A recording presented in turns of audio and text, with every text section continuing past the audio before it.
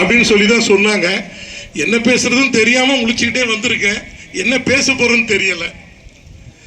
தலைவர்கள் அப்படின்னு வரக்குள்ள உங்களுக்கு காந்தி, நேரு, காமராஜர் இவங்களெல்லாம் தெரியுன்றதோட அஜித், விஜய் தான் தெரியும் உங்களுக்கு இல்லையா? அப்படித்தானே தெரியும். ஆனா நீங்க டீச்சர்ஸ் கிட்ட கேளுங்க, காந்தி எப்படி நம்ம சுதந்திரத்துக்காக பாடுபட்டாரு, நேரு நம்ம நாட்டுக்காக எப்படி பாடுபட்டாரு, காமராஜர் எப்படி இருந்தாரு அப்படின்னு உங்க டீச்சர்ஸ் கிட்ட கேளுங்க, அது சொல்லுவாங்க. நீங்க அஜித், விஜய் பத்தி கேட்காதீங்க. ஏன்னா அதெல்லாம் உங்களுக்கு இப்போ செல்போன்ல உங்களுக்கு சொல்லி கொடுக்குறாங்க இல்லையா? அதனால அது வந்துடும். நீங்க உங்களோட மனதை கட்டுப்படுத்தினீங்க அப்படின்னா நீங்க வாழ்க்கையில முன்னேற முடியும். உங்க மனசுதான். ஆனா நம்மளை பத்தி அடுத்தவன் என்ன பேசுறான், இவன் என்ன பேசுறான், அவன் என்ன பேசுறான், அதை பத்தி கவலைப்படாதீங்க.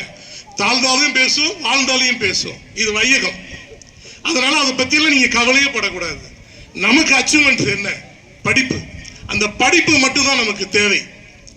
படிப்பு இருந்தா நமக்கு எங்க வேணாலும் போகலாம், எந்த இடத்துல வேணாலும் போகலாம். நமக்கு பணம், காசு, பொருள் எதையும் தேவையில்லை. படிப்பு மட்டும்தான் தேவை.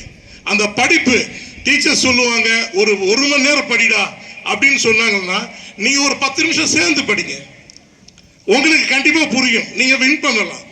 தோல்வி விட்டோமே, தோல்வி அடைஞ்சிட்டோமே, தோல்வி வந்துருச்சு நமக்கு என்ன அப்படின்னு நீங்க சோர்ந்து போய் உட்கார்ந்து இருந்தீங்கன்னா தோல்வி உங்களை அமுத்திட்டு போயிட்டே இருக்கும். அந்த தோல்வியை நீங்க கொண்டாடுங்க. நாம வெற்றி பெற்றாதான் நம்ம கொண்டாடணும்னு அவசியம் இல்லை. தோல்வி நாம கொண்டாடுங்க.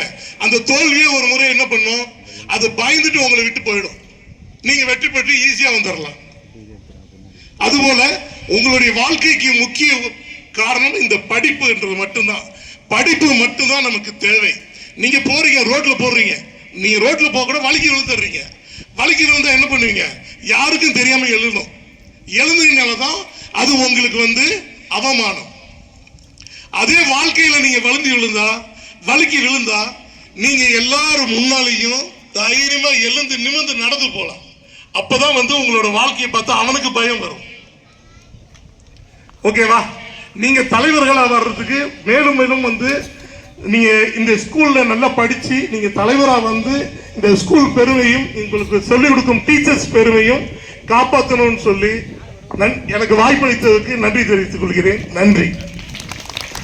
Thank you so much, sir, for your motivation. From your words, we learned that failure is a stepping stone to success. Thank you, sir.